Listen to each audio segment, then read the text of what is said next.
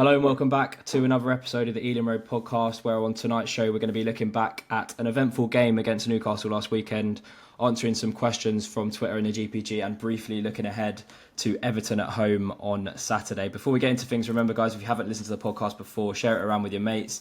Please leave a rating on our Spotify and YouTube channels and follow our social accounts. That's at the Ealing Road on Twitter and at Ealing Road Pod on Instagram.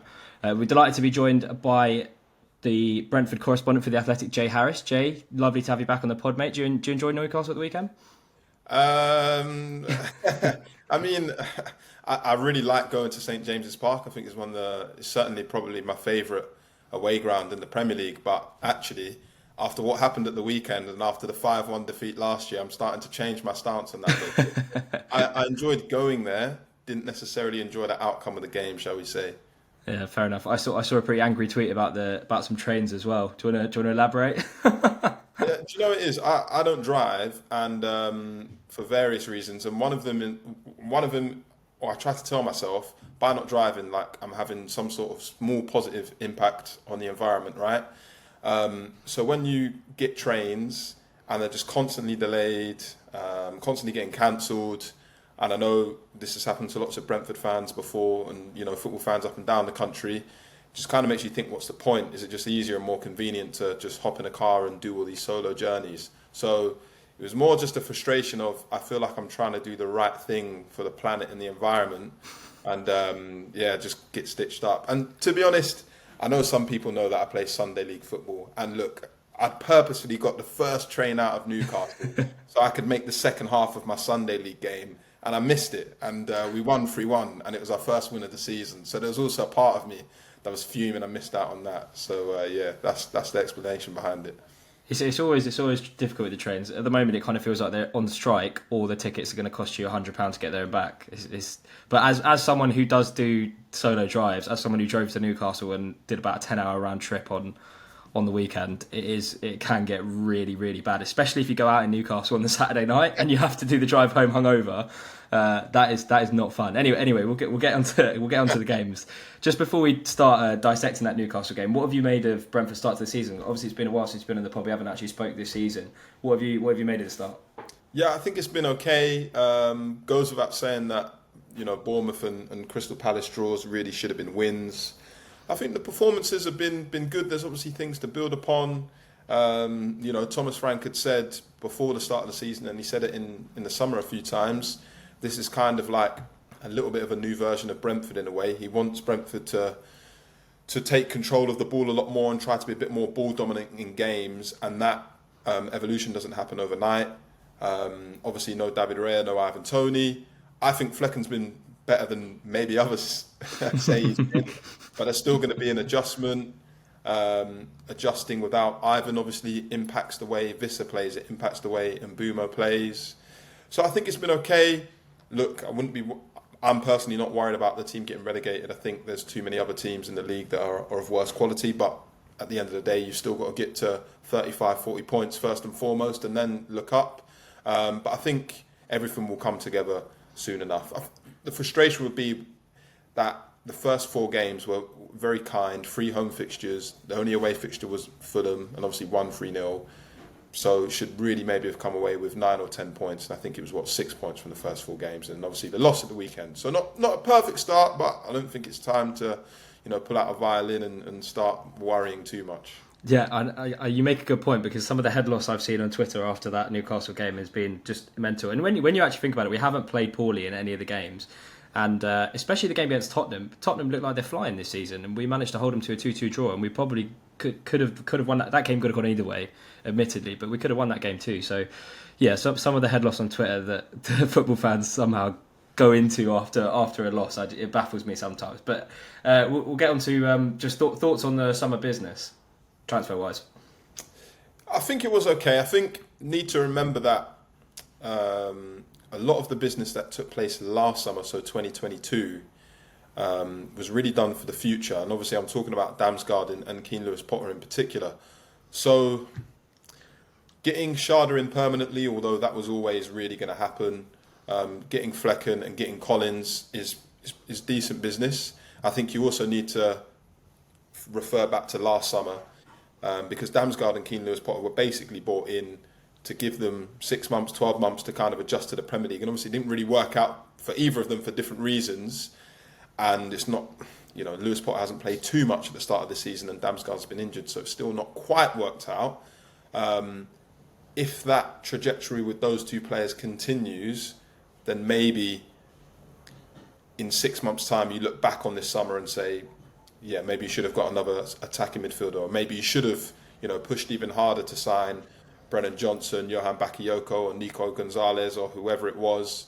But one thing I don't think you can accuse Brentford of is not being really ambitious with their signings. I think the fact that they're trying to, the fact they were trying to sign Johnson, although I know some Brentford fans don't really rate Johnson either, and the fact they're trying to sign Bakayoko, who's at 20 years old, is already a Belgium international, looks really good for PSV, linked with Nico Gonzalez, fair play, because they're really trying to take that next step, really trying to consolidate themselves as a top 10 team in the Premier League. But it's not easy. Brentford's wage structure is very controlled, which is the best way it should be. That first season in the Premier League, they had one of the lowest wage bills, or they had the lowest wage bill, and I'd still expect it's one of the lowest. Luton's is probably much lower than theirs now, but it's still probably in the bottom 5. And to make that step up, you've basically got a decision. Do we offer players £100,000 a week, £120,000 a week, or do we just keep trying to grow organically? And I think there's been a little bit of that this summer, where maybe some players, I don't know what Johnson's on, but I'm assuming that Tottenham offered Johnson a substantial amount of more money than Brentford could have. That's sort of the difficulty they're going to face. And that's just a natural part of Brentford's evolution as a club. 2 years ago, they were still in the Championship, and now they're trying to sign, the best talents from PSV. I think people forget Freiburg finished, I think, 5th in the Bundesliga last season. And Brentford have gone and taken Flecken and Schade from them. So there's a lot of things that Brentford do in the transfer market which we should praise. And I don't think missing out on some ambitious targets should necessarily get the criticism that I've seen it get. Yeah, no, I think Thomas Frank said something similar on the Monday Night Football last night that I advise any Brentford fan to go and watch. I think Griffin Park Grapevine Twitter tweeted out the whole video, the post-match chat anyway. But he said, in terms of these signings, like the Nico Gonzalez, like the Bakayoko, Brennan Johnson as well, these market signings, there's kind of a step away from what we normally do in terms of recruiting hidden gems. But it is so difficult to compete when a team like Tottenham comes in for Brennan Johnson, because you mentioned the wage structure, the transfer fee is just something we can't compete with. Let's get into this Newcastle game then. I did want to chat a little bit about Thomas Franks before, on M&F last night, so if you found anything interesting, just let me know at the end of the segment. But we'll get onto the Newcastle game. I thought this would be a good episode to have you on, just by virtue of the fact that there was quite a few incidents, talking points, stuff that's happened after the game that would be good to kind of talk about. Firstly, I tweeted a voice note on Full Time, just kind of saying that I wasn't too angry. Obviously, last year we came away with 5-1 loss. We didn't turn up at all. I wasn't too angry because I didn't think there was too much to separate the two teams on day. And obviously they get the penalty and win 1-0. What were your initial thoughts when you left the stadium?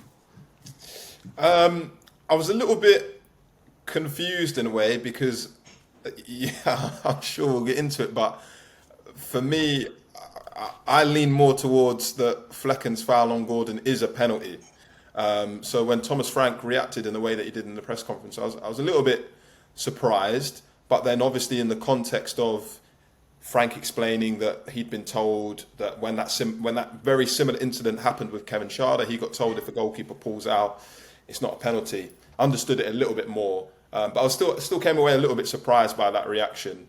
I know they mentioned it on M&F last night that Newcastle's XG without the penalty is 0.6 and Brentford's is 0.5, so it was a really tight game. I think Brentford deserve a lot of credit for keeping Newcastle at St James's Park so quiet. They'd lost 3 games in a row coming into this, and I really thought there was going to be a really heavy-handed reaction, if I'm honest. And I was a little bit fearful, not that there was going to be a repeat of 5-1, but that it was going to be a really difficult game, and it still was, but in a very different way. I don't think Bruno Guimaraes really did anything with the ball, and that's a testament to Vitaly Janelt and Christian Norgard and the job they did in central midfield. Gordon looked okay in flashes, but certainly didn't rip apart Rico Henry or Aaron Hickey the way he did Trent Alexander-Arnold a few weeks ago. So I thought it was a solid performance. There wasn't anything sensational in attack, but Newcastle had the joint best defence in the Premier League last season.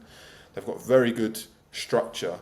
So I came away from it thinking, Brentford deserved at least a point from that game. I think a draw is a fair result all round. So to lose is frustrating, but not frustrating because it was a bad performance. Just obviously one decision's kind of swung the game in Newcastle's favour. So yeah, I wasn't disappointed. Well, I was disappointed, but just in a sense that their performance deserved more than they got.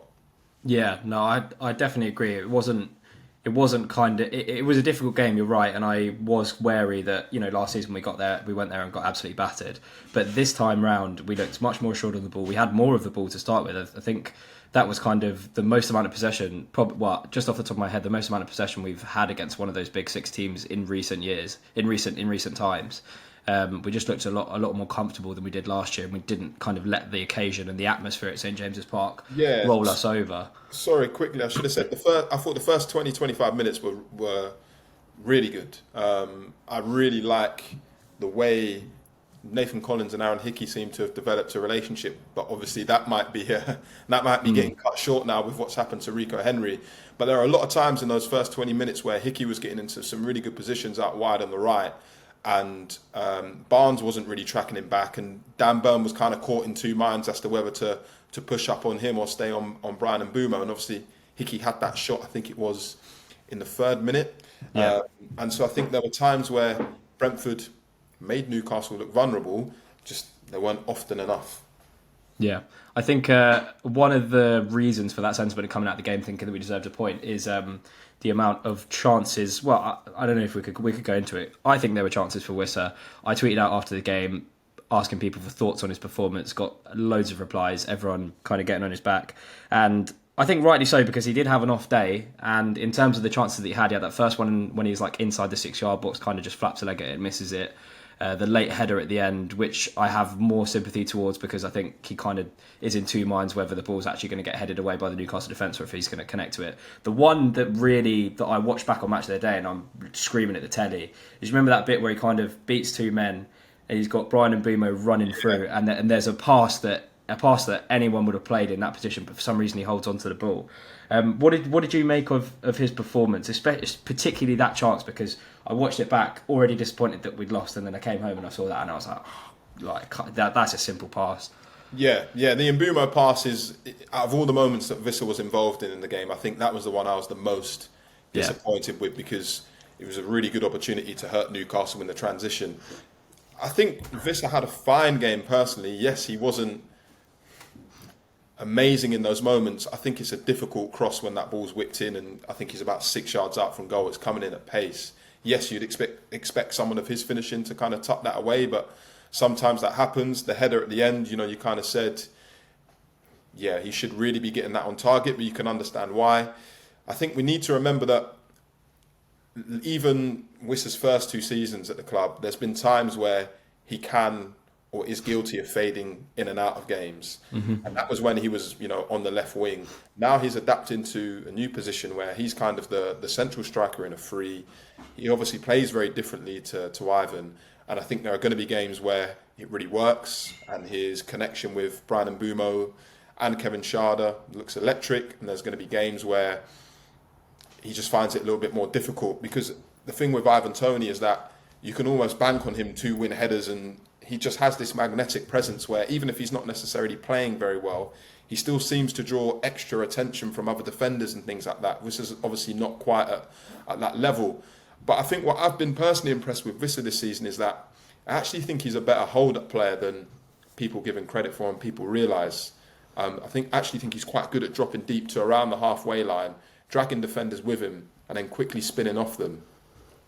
I just think there are a couple of times in the Newcastle game, that Mbeumo pass is one example, where he just held on to the ball for a little bit too long.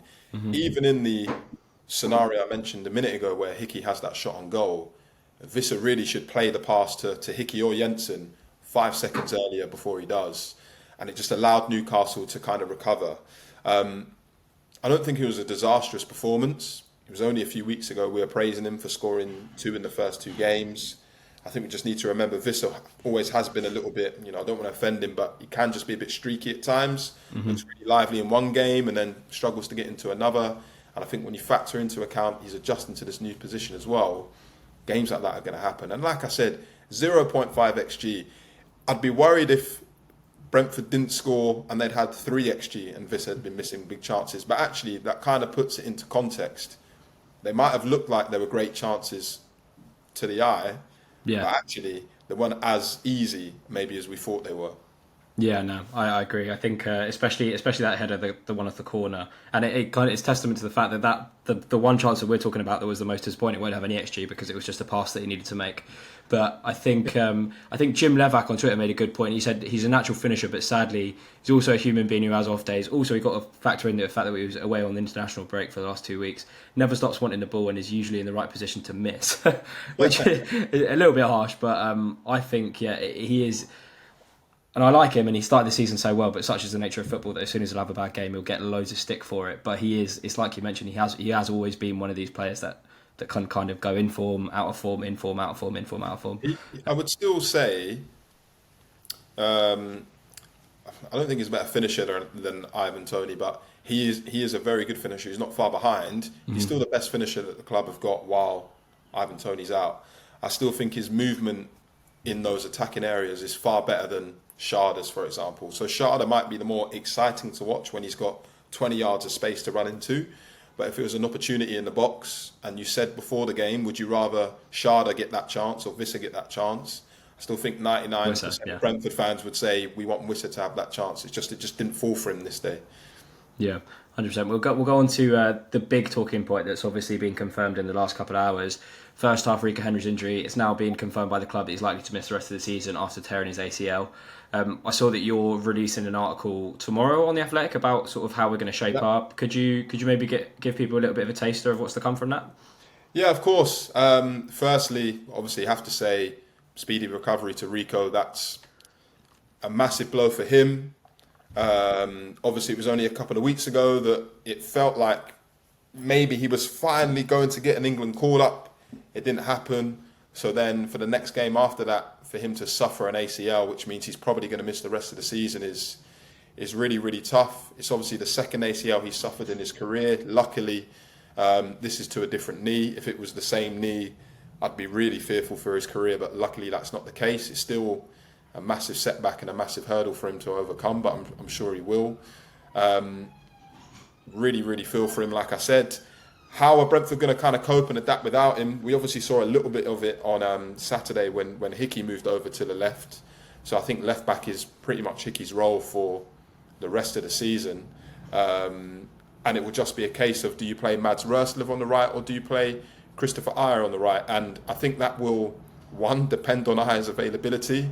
It's typical Ayer that he played twice for Norway in the international break, 90 minutes. He even scored for them. And then is ruled out of Saturday's game with a minor injury. He just can never seem to catch a break. And then obviously I think Roerslev is really great 1v1 defending, but is maybe a bit more hesitant with the ball going forward, whereas I think Ayer's a good ball carrier. I actually think the biggest problem Henry's injury gives Brentford is what to do going forward, because Rico's speed has just been such a valuable weapon.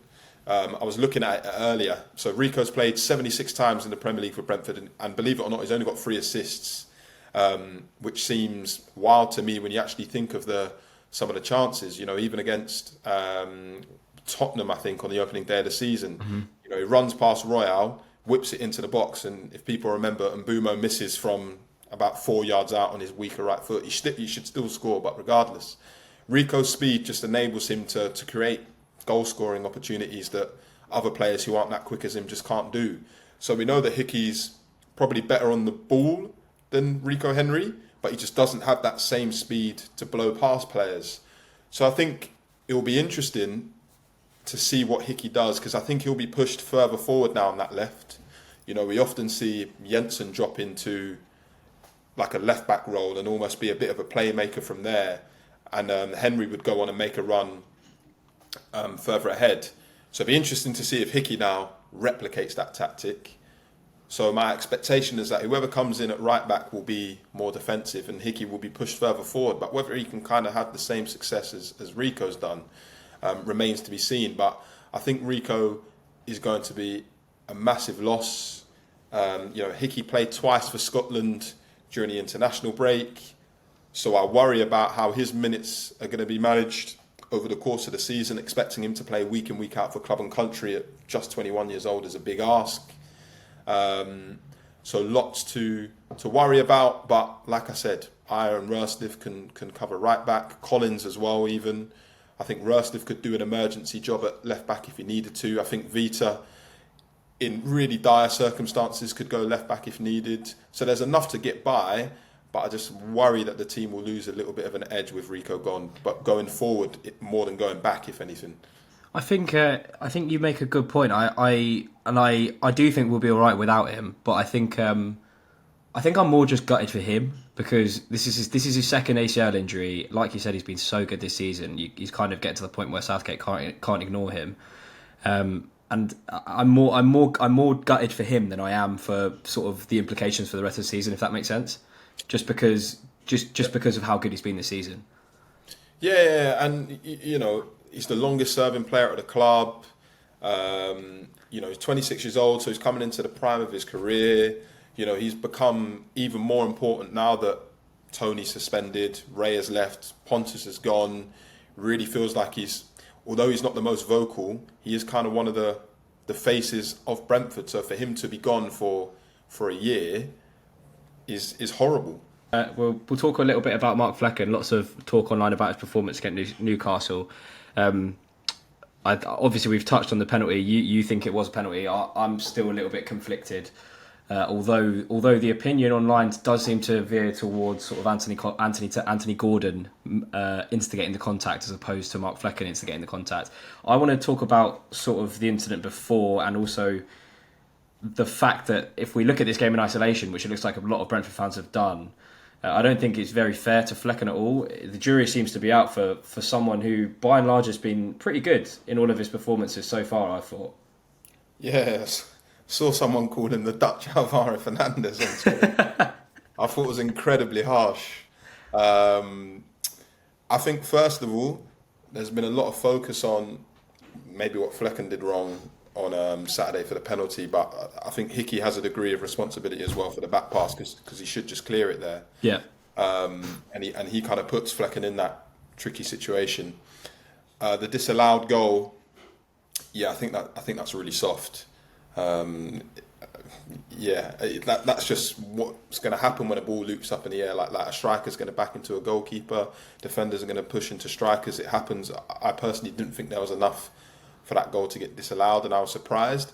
Put it this way, if it was one of those situations where if the referee had let it stand, I don't think it would have been overturned on VAR. I don't think it was like a clear and obvious error either way. Mm-hmm. But his performances in general, I mean, it's slightly irritating that I think Brentford have conceded 6 goals in their first 5 games of the season. So it's not perfect. Only one clean sheet, which was against Fulham. So there's definitely things that need to be improved. But like I said, a lot of that's also down to the fact Brentford are trying to be a bit more progressive with the ball. So obviously you're going to leave yourself open to more risks. And certainly against Tottenham, the 2 goals that day were avoidable. You had that random Joachim Andersen goal against Crystal Palace, which I still don't know how that went in. Yeah, I think he's been decent. His first season in the Premier League, 30 years old, so people might think he's experienced, but actually he's had quite like he's a little bit of like a classic Brentford story where I think he was still playing in the second division of German football maybe 4 or 5 years ago. So he's had a bit of a long come up, maybe similar to Ethan Pinnock, who kind of built his way up through the divisions. He's obviously going to have to get used to the physicality of the Premier League. What happened on Saturday is a learning curve for him. I think his distribution's been way better than I expected, actually. Yeah, way better. So I've got to give him props for that.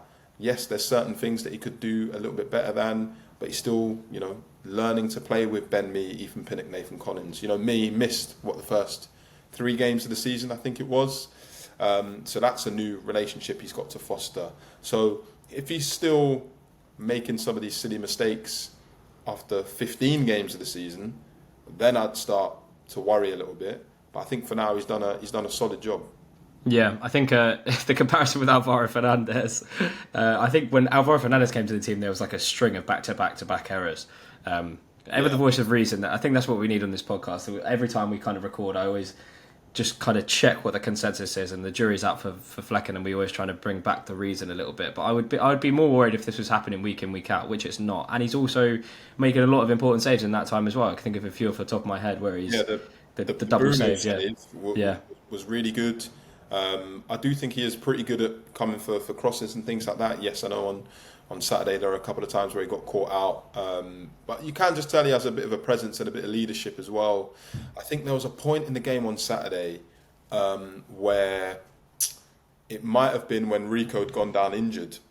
And after the medical team started treating Rico, a lot of the outfield players came over to the bench to talk to Thomas and the assistant staff.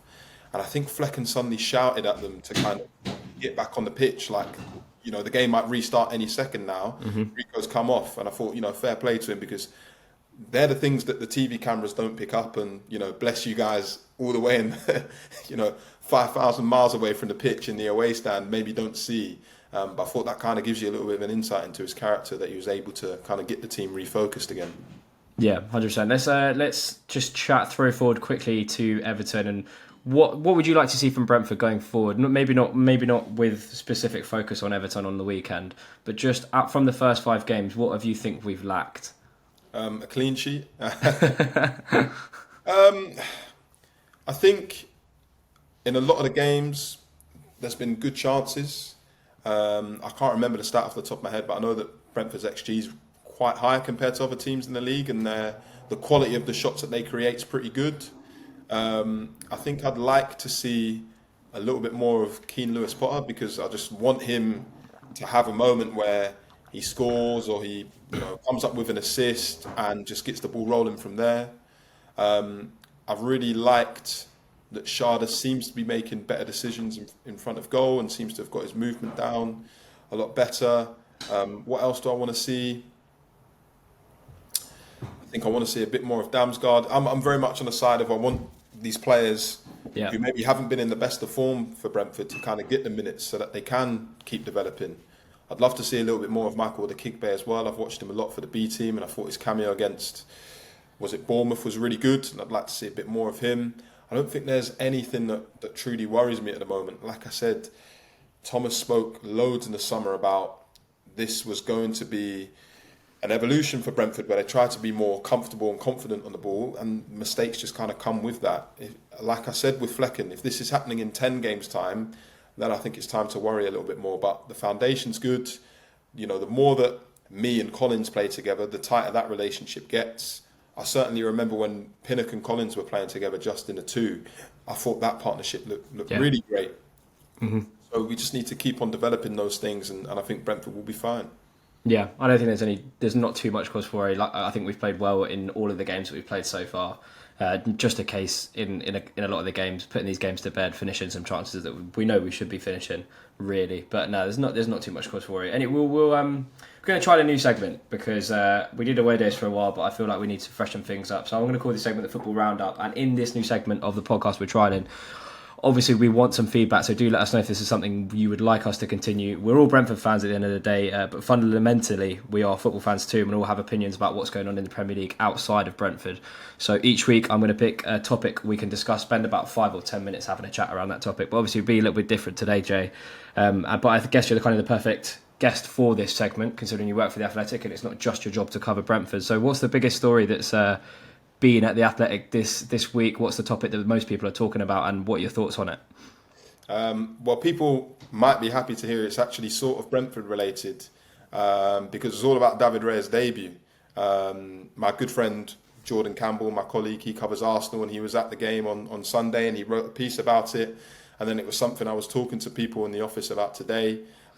Jordan basically said Arteta's decision to bench Ramsdale and start Raya, when Ramsdale's not really done anything wrong in the first four games of the season, is going to be something that's either looked at as a bit of a revolutionary moment in the world of football, and in the future, managers won't be scared about maybe rotating goalkeepers more often. Arteta actually spoke about in the past he'd wanted to take a goalkeeper off in the 60th minute and the 80th minute, and it was a regret that he didn't. So Jordan very much phrased it as, in the future, we might look back at Arteta and say, wow, he was the wise man that came up with this idea. Or we're going to look at it and say, this is a manager who's, trying to be too clever. It's kind of the first signs that, already a few weeks into the season, the title race is maybe getting to him a little bit, and trying to keep up with Pep Guardiola's tactical changes and things like that are going to catch him out. When the move was announced, or even when the move was progressing that way, where Raya was going to move to Arsenal, I felt like it was only a matter of time until he became number one. And maybe that was my bias of watching Raya week in, week out and seeing what he could do. But for me, it was just a move that it just didn't make any sense for me unless he was going in to become number one. But then obviously you've got to feel for Ramsdale, because he's a really talented English goalkeeper. He's done really well for Arsenal in the last couple of years. From the outside looking in, I'm not too sure what more he could have done for Arsenal and Arteta last year.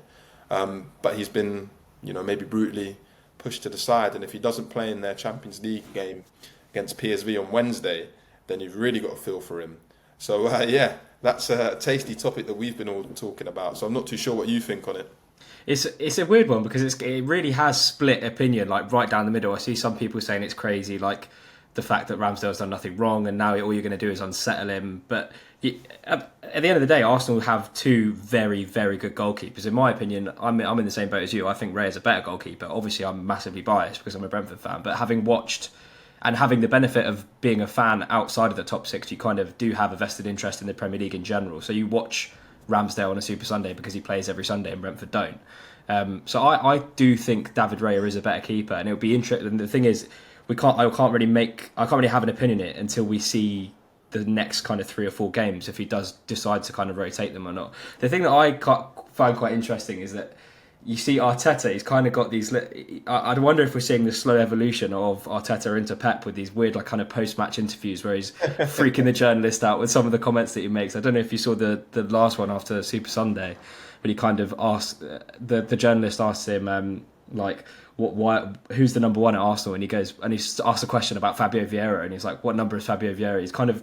That first bit where Pep was in the Premier League and he was a bit of a psychopath with some of the stuff that he'd say when he'd come out in his post matches and say, I'm so happy, more than you know. I wonder if we're seeing like these kind of histrionics that we've seen with Guardiola, and now we're seeing the Arteta at the start of that.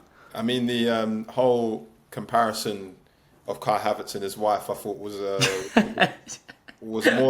more than a little bit strange. If you're listening, don't know what he said, I'm not going to repeat it. I'd urge you to look it up and come to your own conclusions. But I thought that was a bit of a clumsy way of describing the current situation. But yeah, he certainly seems to. And like I said, I've got colleagues that cover Arsenal that I'm quite close with, and they say, when I go to a press conference, I feel like Thomas Frank's always very open. He can joke sometimes, and they're like, no, Arteta's very straight back, doesn't give away too much. Whereas it feels like the first few weeks of this season, he's going for it. So I'm not too sure what's changed. But yeah, it's definitely an interesting one. It's going to be interesting to see how it plays out over the next 3 or 4 games. But we'll move on to some questions from the GPG and Twitter. We got James30 asking, how long do we think until Neil will get the nod to start? This is a difficult one for you because I was thinking about this before the podcast. Obviously, you must have seen the reaction when we signed Neil Maupay back, knowing that he was a fan favourite, but you didn't really get to kind of live through that bit because you weren't covering Brentford at the time when we were in the Championship and he was scoring 20 goals. So you kind of got this obscured view of Neil Maupay because you've seen him play for Brighton, you've seen him play for Everton. What's your thoughts on him as a player, and to answer the question, how long do you think we might see him at the weekend? I think if I'm honest, when the deal was announced, I was a little bit.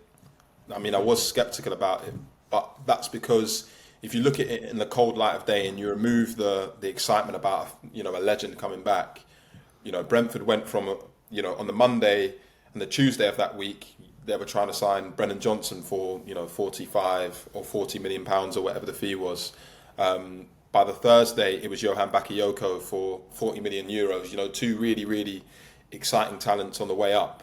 So to then on the Friday sign Maupay on loan, who's obviously coming off the back of a really disappointing season with Everton, just felt like a bit of a come down, if I'm being honest. Not that I've ever experienced one of those. But now, I think my opinions on it has changed slightly. I think it's a really clever move. I think it will do wonders for Mopé's confidence, obviously. He's a player that the club know really well. He obviously worked under Thomas Frank for a little bit of time when Thomas Frank was the head coach and also the assistant. So I think he should have a good understanding of how to get the best out of him. I don't know why I've just become convinced now that he's going to score quite a few goals and really wind up Everton fans. So when do I think he'll get the nod? Maybe in the Carabao Cup game against Arsenal next week's more likely. But actually now I've realised the poetry of if he comes and starts on Saturday against Everton and scores. I don't think I'd be able to stop myself from laughing in the press box if that happened. Yeah, no, I'd like to see him get a nod. Maybe give Wisser a break, get him out of the limelight for a week. It would be nice. And Wisser's great off the bench as well. You know, we've seen that last season. We were kind of debating on the podcast last season whether he's better to start or he's better to come off the bench, because it seemed like whenever he came off the bench, he'd always have a big impact. So maybe Mopé to start on Saturday is not a bad shout, and especially if he gets a goal against Everton and continues their misery, which just seems to be never ending for them at the moment. We got a few more questions around Rico Henry. A few people asked around Rico Henry. We kind of already answered that. We've got BFCB's blog on Twitter asking if you expect us to do any business in January, which I guess is quite an interesting question, because we've chatted about your kind of evaluation of the summer transfer window and whether you said it was okay. Now we've got an injury to Rico Henry, which just would that affect your answer in any way? Yeah, I think I'd be shocked if Brentford. I'm not saying Brentford definitely will go out and sign a replacement for Rico Henry, because if results are going reasonably well by January, well, they'll say to themselves, well, it's only 4 or 5 months until the season ends, and Rico should be back, running and available for pre-season in the summer. But at this point in time, will they be assessing their options and thinking, do we need to potentially do a bit of business in January and maybe just sign someone on loan for 6 months? Yeah, I don't know if that's definitely going to happen. I think we'll need to see how kind of results and performances play out over the next couple of weeks. But obviously, I did say I think it will be quite a big load on Hickey over the next few months. If he's the only naturally left-footed, he's obviously two-footed, but the only naturally left-footed fullback, he's going to be playing a lot of minutes. So I think it's something they'll consider. I don't want to say too much, because I know one of the next questions is about a certain somebody who returned to training this week, and that will some of what Brentford might do in January might be impacted by his situation. So I'll hold the answers and then tell you them all in 20 seconds time. Okay, well that was nice. Follow up onto the next question. Do you think it's likely that we're going to sell Ivan in January? I know a lot of Brentford fans seem to be absolutely convinced he's gone, and I can understand why to a degree. Obviously he's changed his agent, and we shouldn't always read too much into that, but the fact that he's gone to, I think it is CAA Stella off the top of my head, who've looked after Jack Grealish, brokered Gareth Bale's move to Real Madrid back in the day, look after Luke Shaw, Ben Chilwell, really big clients who've made some big moves over the last few years. Can understand why people are maybe getting a little bit nervous. Maybe his comments on the diary of a CEO about supporting Liverpool and admiring Arsenal didn't help. I think it will depend on where Brentford are in the table in January. I don't think it's a definite he goes. Obviously, Brian Mbeumo and Johan Visser will both be playing at AFCON for Cameroon and DR Congo respectively. And I think it's a big ask for Kevin Schade, Keane Lewis-Potter and Neil Mopé to be the only 3 natural attacking options for Brentford for a month or 6 weeks of the season, especially when you consider Lewis-Potter's not scored in the Premier League for Brentford, Schade's scored once in the Premier League for Brentford, and Mopé's coming off the back of a, to put it politely, underwhelming season at Everton. They're not the greatest striking options. So I wouldn't be surprised if Brentford turned around and assessed the situation in January and said, actually, we'd rather just hold on to Tony for now and get us through a difficult period, or whatever the situation is in January. Who knows? At the same time, Tony's market value is going to be at its highest in January. That's when he'll have 18 months left on his deal. You let that run into summer when he's got 12 months left, then you're still going to get a good fee for Tony regardless, because he's a great player. but you're not going to maximise the amount of money you could get. We can debate all day about how much Tony's worth, but in my eyes, he scored 20 goals in the Premier League last season. He's English. He's turning 28 in March. He was in the prime of his career. You look at someone like Højlund, who's gone for, I don't know the full ins and outs of the deals because it's a bit complicated with add-ons, but maybe an upfront fee of around 55, 60 million pounds, whatever it is for Højlund, who's unproven at this level and is a lot younger. Maybe he has a higher ceiling in terms of potential. Who knows? I don't think it's outrageous for Brentford to say, well, we want minimum 60 million for Ivan Toney then, because he's guaranteed to get you goals at this level. He's English. His penalty record's exceptional. And then when you pull it even further back and look at some of the deals that happened in the summer with Declan Rice going for a record fee, Caicedo going for a record fee, the prices are going up and up and up and up and up and up. So again, do Brentford say, well, he's so important to us, 70 million, 80 million? Who knows? But obviously, if that happens in January, they can kind of ask for, not necessarily for what they want, but they can set a very high price tag. You get into the summer, it's a little bit more tricky to play hardball with teams. We obviously saw it with Raya in the summer. Thomas Frank said it from minute one, £40 million price tag, £40 million price tag. It looks like the package with Arsenal's worth about £30 million, so it's not quite what Brentford wanted. So I think that will be in the back of their heads as well. But at the end of the day, the most important thing, the most valuable thing to the club is staying in the Premier League. So if they're in a great situation in January and they're not worried and they're not looking over their shoulder, there's probably a good chance Tony goes. If things aren't looking so good, Rico's injuries had a big impact on the team, maybe Flecken looks a little bit more shaky or whatever it is, and all of a sudden, a fourth season in the Premier League isn't looking guaranteed in January, maybe they turn around and say, Tony's not leaving, stay with us until the summer and we let you go then. So I think it's a more fluid situation than maybe some people are being led to believe at the moment. Yeah, I think it's definitely an interesting one, because the whole mantra at Brentford that we've been told is that everyone has their price right, and Thomas Frank said on MNF yesterday that he's one of the best number 9s in the world. I remember a famous clip on our podcast where you had some thoughts about where he ranked in terms of Premier League strikers. But anyway, it's like you say. I think if we are doing well, I think we've got to cash in on him. I honestly, with the amount of money clubs like Chelsea are spending nowadays, I don't think it would be out of our rights to demand 100 million minimum. If we're thinking Moises Caicedo as a holding midfielder is going for over 100 million, we're talking about a Premier League striker who scored 20 goals last season.